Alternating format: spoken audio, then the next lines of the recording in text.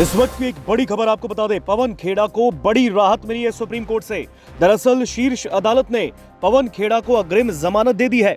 हेमंत बिस्वा शर्मा की पत्नी पर पवन खेड़ा ने आरोप लगाए थे और अब पवन खेड़ा को पुलिस गिरफ्तार नहीं कर सकेगी। एक बड़ी खबर आपको बता रहे हैं, पवन खेड़ा को सुप्रीम कोर्ट से एक बड़ी राहत। पवन खेड़ा कांग्रेस नेता को सुप्रीम कोर्ट ने अग्रिम जमानत दे दी है। बड़ी खबर आपको बता रहे हैं, कांग्रेस के दिग्गज नेता पवन खेड़ा को सुप्रीम कोर्ट से अग्रिम जमानत मिली है। आपको बता दें, सुप्रीम कोर्ट ने बीते दिन कांग्रेस नेता पवन खेड़ा की याचिका पर अपना फैसला सुरक्षित रखा। पवन खेड़ा ने याचिका असम पुलिस की ओर से दर्ज एफआईआर के सिलसिले में अग्रिम जमानत की मांग करते हुए दायर की। आपको बता दें, ये एफआईआर मुख्यमंत्री हेमंत बिस्वा शर्मा की पत्नी रिनकी भूइयां शर्मा की शिकायत पर दर्ज की गई। शिकायत में पवन खेड़ा पर यह आरोप लगाया गया था कि उन्होंने दावा किया कि रिनकी भूइयां शर्मा के पास कई पासपोर्ट हैं और अब ऐसे में हेमंत बिस्वा शर्मा की पत्नी ने इस मामले को लेकर थाने का रुख किया और एफआईआर पवन खेड़ा के खिलाफ दर्ज की।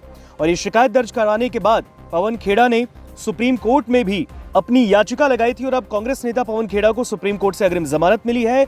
आपको बता दें, सुप्रीम कोर्ट ने गुरुवार को कांग्रेस नेता पवन खेड़ा की याचिका पर अपना फैसला सुरक्षित रखा था और पवन खेड़ा ने याचिका असम पुलिस की ओर से दर्ज एफआईआर के सिलसिले में अग्रिम जमानत की मांग करते हुए दायर की थी। तो आपको बता दें, कांग्रेस नेता पवन खेड़ा को सुप्रीम कोर्ट से बड़ी राहत मिली है।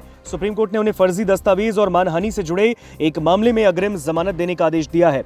सुनवाई के दौरान सुप्रीम कोर्ट ने कहा कि मामले की जांच प्रक्रिया प्रभावित नहीं होनी चाहिए, लेकिन फिलहाल गिरफ्तारी से राहत दी जाती है। अदालत ने पवन खेड़ा को अग्रिम जमानत दे दी है। आपको बता दें, सुनवाई के दौरान वरिष्ठ वकील अभिषेक मनु सिंघवी ने दलील दी कि यह मामला राजनीतिक दबाव में दर्ज किया गया है और गिरफ्तारी की कोई जरूरत नहीं है। उन्होंने कहा कि किसी भी इंसान की स्वतंत्रता को गिरफ्तार करके प्रभावित नहीं किया जाना चाहिए।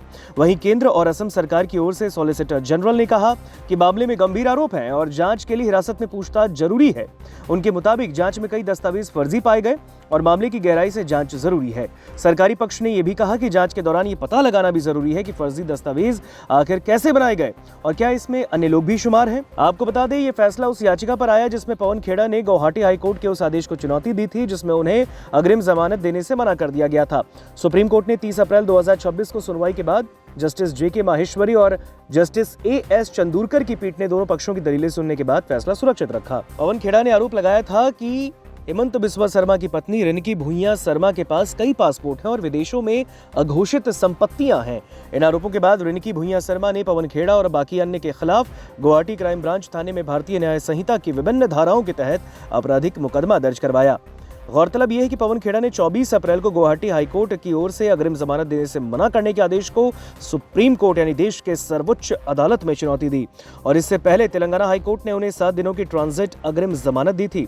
लेकिन असम पुलिस की अपील पर सुप्रीम कोर्ट ने इस पर राहत पर अंतरिम रोक लगा दी और पवन खेड़ा को गुवाहाटी हाईकोर्ट का रुख करने को कहा था। और अब ऐसे में सुप्रीम कोर्ट से पवन खेड़ा को एक बहुत बड़ी राहत मिली है। आपको बता दें, कांग्रेस नेता पवन खेड़ा को सुप्रीम कोर्ट से बड़ी राहत, उन्हें अग्रिम जमानत इस मामले में मिल गई है। अदालत ने अब उन्हें फर्जी दस्तावेज और मानहानि से जुड़े एक मामले में अग्रिम जमानत देने का आदेश दिया है। सुनवाई के दौरान सुप्रीम कोर्ट ने कहा है कि मामले की जांच प्रक्रिया प्रभावित ना हो, फिलहाल गिरफ्तारी से उन्हें राहत दी जाती है। सुप्रीम कोर्ट ने पवन खेड़ा को अग्रिम जमानत प्रदान कर दी है।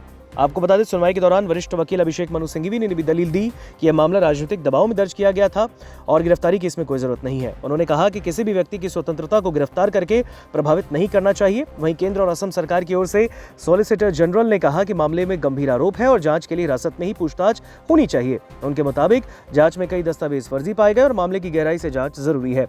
सरकारी पक्ष ने यह भी कहा कि जांच के दौरान ये पता लगाना जरूरी है कि फर्जी दस्तावेज आखिर कैसे बनाए गए और क्या इसमें अन्य लोग भी शुमार हैं। साथ ही ये भी जांच का विषय है कि क्या इस मामले के पीछे कोई बड़ी साजिश या विदेशी कनेक्शन है। हालांकि अब इस पूरे मामले पर देश की सुप्रीम कोर्ट ने पवन खेड़ा को बड़ी राहत दी और उन्हें अब इस पूरे मामले में अग्रिम जमानत दे दी गई है।